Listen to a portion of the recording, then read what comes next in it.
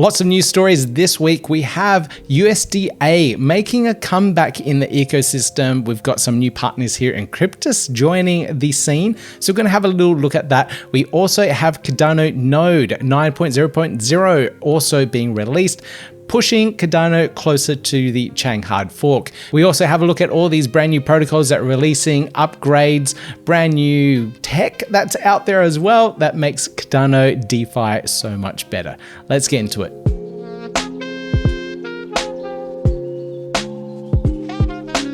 So our first news story here, Chang Hard Fork is coming. We've got Node 9.0 released for the community. All the node operators can now upgrade to this latest version. And this brings in the ability to do governance, on-chain voting, and all sorts of things around it. Makes it really interesting and brings Cardano to a more decentralized era where the people holding ADA will be the ones controlling the future of the blockchain itself. So we won't have the Cardano Foundation, Emurgo, or IOG, the founding entities there, pulling the strings. It's up to us, the ADA holders, to actually help make those decisions. So this is all being done in stepping stones. This is the very first step. We should see this process build out over the next year or so. And we can already see the Cardano node operators upgrade to this particular latest version. And we can see on the pie chart here already, node 9.00 is already at 14%. So 14% of node operators out there have pushed forward and upgraded to this latest version here for the Chang Hard Fork. So we're getting closer and closer. So ideally we'd like to see over 70% of this pie chart upgraded to that particular version so that we know that we're ready for the particular hard fork. Now, I don't know the exact date of the hard fork. It may vary depending on when these operators can actually all upgrade their nodes, including myself. I haven't finished upgrading yet, but once we get a nice saturation of nodes with that latest version, we should see this all come into play. If you want to learn more about Cardano governance, I've done a whole bunch of interviews. I'll put a playlist in the top right-hand corner there, should appear on your screens, so you can have a look at how the parameters work and how DREPs work as well. So we've got a lot of really interesting things coming in for the ecosystem. If we search on X as well, we can see a little bit of chatter around all the node operators slowly upgrading their nodes to the latest version there too, and a few news stories that's covering the node upgrades. And also, more really important, if you haven't done it yet, there are guides out there now too. So all the guides have been upgraded. So we've got the Coin Cashew one. So if you want to go through that, you can see it here, upgrading the nodes to 9.0. It does take a little bit of time to replay the nodes. After updating, you can see here it takes up to 6 hours to replay the node. So you will have a little bit of downtime. But once you upgrade one, you can copy the node ledger from one relay to another or to your block producer so that you can speed things up. So you do have options there, of course. Now you can get to all the code here on the Intersect MBO GitHub repo, where you can find all the source code and build from there. So if you are a node operator, go out there, start upgrading your nodes. Let's get this Cardano governance era kick-started. Now, I do these videos on a regular basis to keep you guys up to date with everything that's happening. I do all these interviews, and I don't get paid for any of this. All my revenue primarily comes from the YouTube ads and sale of NFTs. So if you want to support the channel, you can become a channel member. You can have a look here. These are all my fantastic channel members at the moment. You can subscribe if you have the means to do so, and it's just the price of a cup of coffee. So I've kept it as low as possible. So if you do have the means, if you do want to support, you can do so that way, and it keeps me going, keeps me motivated, and keeps me producing these videos for you guys. If you can't afford that, that's totally fine. You don't need to. Don't feel guilty that you can't. But if you can, at least hit that like and subscribe button. It helps with the algorithm and it helps me get these videos out there for the community. Now, with that out of the way, let's get back to it. Now, having a look at the Cardano TVL stats at the moment, it has kind of leveled off. We did see a surge and see Splash Protocol climb up quite dramatically over the last week, and that was quite exciting with the launch of OADA.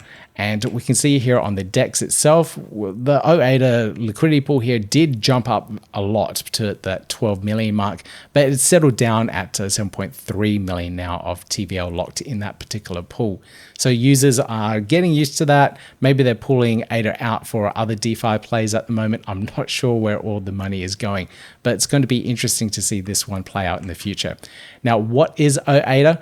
I'll put a link to this thread here on from Splash Protocol on how you can actually use OADA and its mechanics. Now, it's a really interesting way of putting ADA to work and getting some extra yield out of it. So one of the things that you can do, one of the strategies is you mint OADA, and that takes away any of your staking rights unless you stake that ADA. So you have an option of what you can do with that OADA. You can use it in other liquidity pools, such as this stable swap between OADA and ADA and earn some of the yield returns there, or you can stake it as staked OADA and earn some bonus staking rewards. Now, one of the really cool things that has come out of this now is the stake auction app. Now, this allows you to bid on staked amounts of ADA.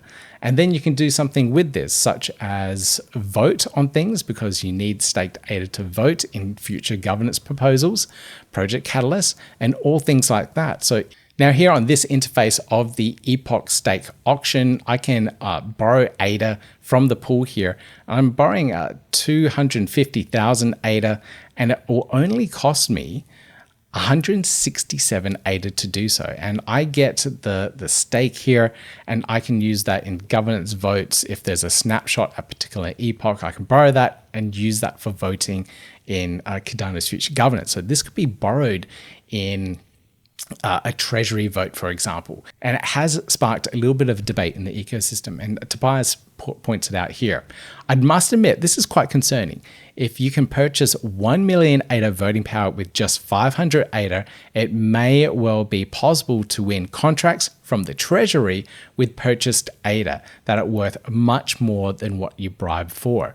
Cardano's constitution needs to address this, and I agree with that as well. Now, the interesting thing here is that because this is an auction-based platform, when people do see this and they do have the opportunity to bid in an open market, when there are those active voting times where treasury access is needed, that this really low amount, like 500 ADA, that I really don't think the market will sit at that such low amount. If I want to borrow a million ADA for voting, I think it will cost me a lot more, especially during those voting periods. So this is all ebbed and flow in the market. I'm really interested to see how this all plays out. Maybe there will be pushback mechanisms against this within voting, within Treasury, so that we don't end in a situation where bribe for voting power is happening. But we'll see. This is a completely open market, and it's going to be really interesting to see how this plays out. With future governance coming in, there's going to be mechanisms like this out there. Now, on the flip side, if you're the type of person that isn't interested in Cardano governance, you don't want to vote, you don't really care what is happening, you just want those extra rewards, you can give up your ADA for the extra boosted fees that these people that are bidding on the ADA would be paying for. So you get that those fees back in your pocket because you're lending out your staked ADA. So interesting mechanisms happening here. We're entering a whole new era of DeFi here on Cardano. Now, this is a really cool update, and this is the increase of 1.3 million USDM for the Moneta protocol. Now, last week I mentioned that it boosted up by, I think, 230,000, and I thought that was fantastic. But 1.3 million, this is amazing. Let's check in on the Charlie 3 portal here, and we can see this is when I saw that last bump up, and I went, wow, that's amazing, that's great. So that we've got more liquidity coming in. But this is a nice jump. That's nice. So we're up to now 4.8 million USD within the USDM reserves there. So that's absolutely amazing. I don't know where that liquidity went to, but most likely to the biggest liquidity pools out there. We could probably crawl through DeFi Llama and try and work out where that all went, but it's a little bit hard to see. Maybe it was spread out across the ecosystem, but we'll find out. Maybe someone smart enough that can follow all that data on chain can let me know, but I would love to find out where all that USDM went. This next one here is around Axo and a new platform out there called Dendium, and I thought this was quite interesting. I didn't know Axo had a launchpad built in. I should have known, really, because Axo did their own launchpad of their own token through their ecosystem. So now they're opening this up for other projects, and Dendium is, I believe, their very first one to do so. So we have their public sale coming up. I'm not affiliated with Dendium. I haven't interviewed them. I haven't looked into their project at all.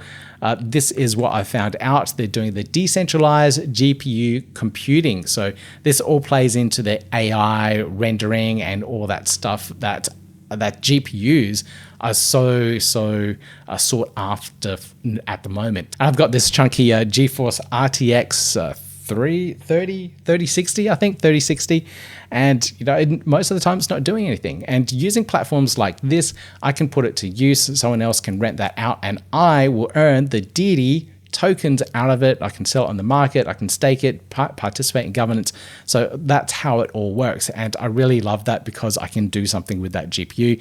This is similar to what you would have done if you were ETH mining back in the day. You've got your video card there, not doing anything. You can put it to work by mining some ETH, and then you earn some ETH tokens out of it. So it's the same idea and concept, but using it for AI, machine learning, rendering of videos, whatever it might be. So it's a really cool way of decentralizing the GPU computing power out there. So check that project out. I will do a little bit more digging myself so I can learn about Dendium.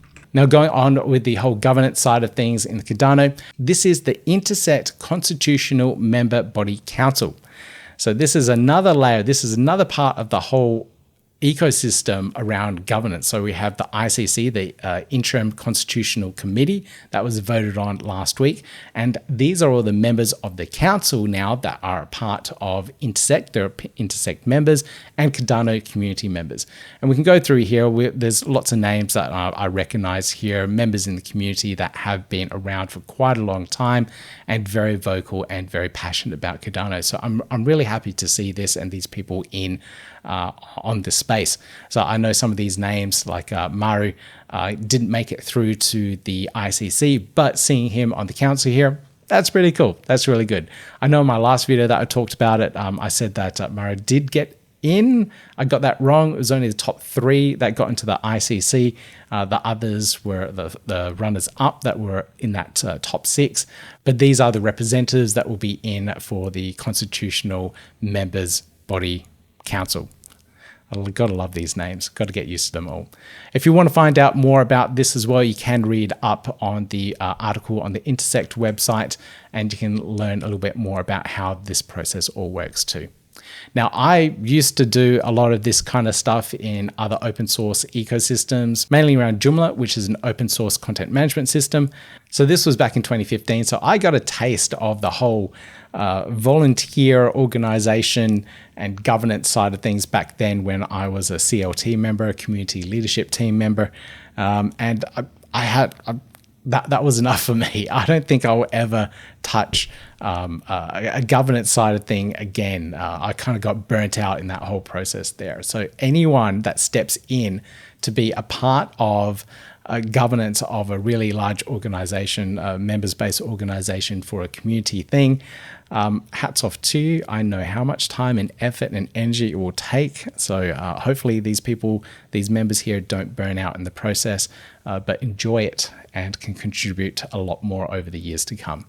So congratulations to all of you. This news story here is absolutely amazing, and Minswap V2 has been launched, and this, I believe this is the last major protocol last major DEX on Cardano that needed to upgrade to V2.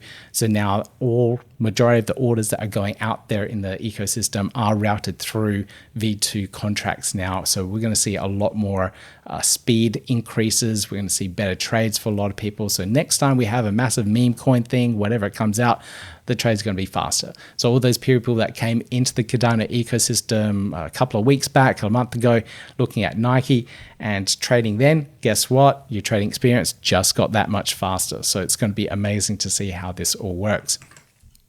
Now, with this particular launch, we also have a 250,000 min giveaway.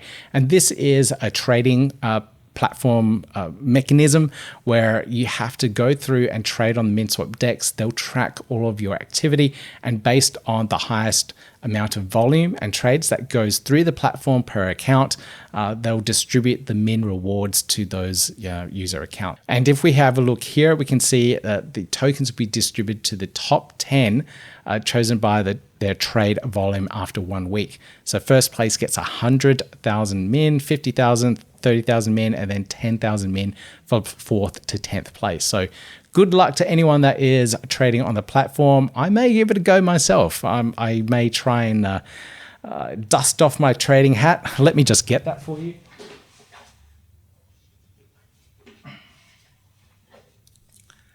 There we go. I might dust off my trading hat and get into it and find some really good wins and up my portfolio here on the Minswap DEX. If you want to learn more about it, links down below in the show notes. Now, this one is really exciting, and there's all this talk. There's always talk. We need more stablecoins at Cardano. We need to be able to trade against USD, and USDA was a big talking point after the summit. I think it was in 2023. I get these dates mixed up. It might have been in 2022.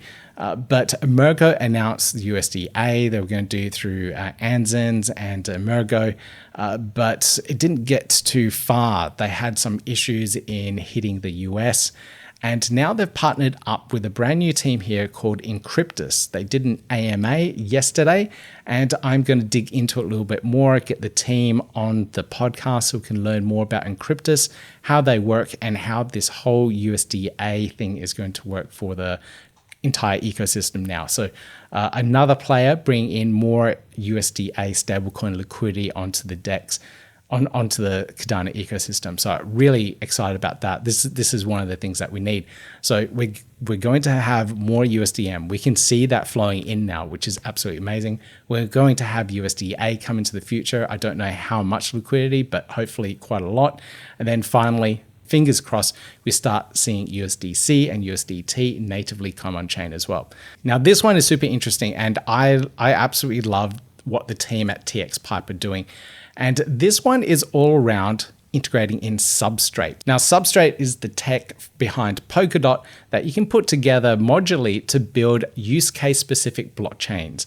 Now, I absolutely love this. So they've integrated in Substrate, eUTxO transactions on Cardano plus Plutus to create Griffin. So Cardano is a fine-tuned and robust settlement layer that trades off is conservative throughput and finality. How can we support low-risk, high-throughput use cases that are better suited for more relaxed consensus mechanisms like gaming, social media, deepin? We use Substrate. Substrate is modular, extensible, and open source framework for building blockchains tailored to specific use cases, e.g. specific apps. It provides a framework with battle-tested built-in modules such as different consensus mechanisms and ledger types. And that includes EVM chains. So it brings in the ability to use existing EVM tech, build a specific dApp or application around that in EVM so you can build things really quickly and iterate and get things out there to market. So that's really, really powerful. So Cardano builders are masters to extend eUTxO model constantly pushing the envelope of what's possible. Imagine if they could take an existing Plutus dApp and turn it into its own app chain with relatively little effort. That's our goal with Griffin. Amazing, guys. So have a look a little bit further here. This is the layer that they're building in. So substrate-based blockchains are commonly built using account model ledger EVM contracts.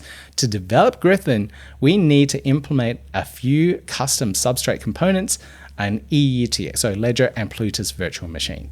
So that's all they need to do. And this was, I think it's around the Callis proposal to do that. I think I did vote for that. Hopefully you guys saw that and voted for it as well. But this is an amazing piece of tech, and I know these guys will continuously try and go ahead and build it anyway to deliver into the Cardano ecosystem. So this will allow dApps to build use case specific blockchains in Substrate. So I know Wi-Fi is one that would absolutely love something like this, so they can tap into Substrate and build their whole ecosystem around it, because I know Stephen from Wi-Fi wanted to be able to trade and arbitrage through the ecosystem really quickly and really cheaply. This will allow them to do it. Really cool, guys. Great work from TXPipe. Now, SteelSwap is one of those aggregators that I don't talk about enough, and I have to say they're doing some really cool stuff. Now, last time I looked at SteelSwap, it was quite minimalistic. They were just starting. They didn't have very many integrations, but now look at this. They've integrated essentially all of the dexes. I don't see Genius Yield there, and it may be Minswap V2. I can't tell, but I love this routing feature, this preview of the routing feature, so you can visually see where your trades are going. So you can see that you're paying 1,000 ADA here for IUSD, and it's going through Sunday Swap V3 and Wing Riders. So you can see where and what is happening behind this, so you can better tweak and optimize your trades of what's going on. So brilliant work there, guys. If you haven't checked out SteelSwap, do check it out. They're doing some really cool things there. Now, Fluid tokens, always impress. I did an interview with Matteo around Aquarium and their implementation of Babel fees, where you can do transactions on Cardano, but not pay in ADA. You'd be paying in a different token, whatever it might be. So you may set up Aquarium and pay for a transaction in Fluid tokens. And I believe, obviously, that's probably where they're going to take this, so that when you're using their platform, you're not paying in ADA, you're paying in Fluid tokens itself. This will allow for more use cases for the tokens, and if people need to buy the tokens to pay for transactions, usually there's more demand for it, so there's more buy pressure on the token. So that's the whole idea and premise around this. And of course, you're not using up precious ADA that you may be wanting to hold onto for a long time in transaction fees. Now, the downside to that is that the ADA is used for the fees, and part of that split off to the treasury. So, you know, every time you do a transaction, some of that ADA goes back to the treasury, so it can pay for more innovation in the future. So how will that affect things? I don't know. We'll see. But check out this implementation of Aquarium and how it all works. I haven't played with it myself just yet, so I may have some of these mechanics incorrect, but I will do a follow-up video and deep dive into Aquarium and Babel fees on Cardano. Now, it's been a long time since I covered Meld, but this is quite nice. Now, I was watching this video from the head of marketing at Meld, and they cover this beautiful user experience across the different ecosystems between their extension, mobile app, and web app. And I think it's a beautiful way of doing it and making it really easy for the user. If you haven't checked it out, please do. It's a really nice implementation. And I haven't checked out Meld in a while, so I think I will have to go back and check out and see what they've been doing. Now, this last one here I'll talk about is the Cardano Berlin Hackathon. It's coming up on the 26th, 27th of this month. And if you are in that area and you want to check this out and see what these developers are building, there's a really cool prize pool here. We've got 30,000 ADA at the end of it. So if you're building something amazing, if you're in the Cardano ecosystem, check it out. It's hosted by Endmaker, hence the green branding here. It's going to be a really cool weekend for any developer out there. So everything I've talked about in this video, all the links down below. If you enjoyed it, if you got something out of it, if you like this hat, give me that thumbs up, hit subscribe, click the notification bell, and I'll see you in the next video.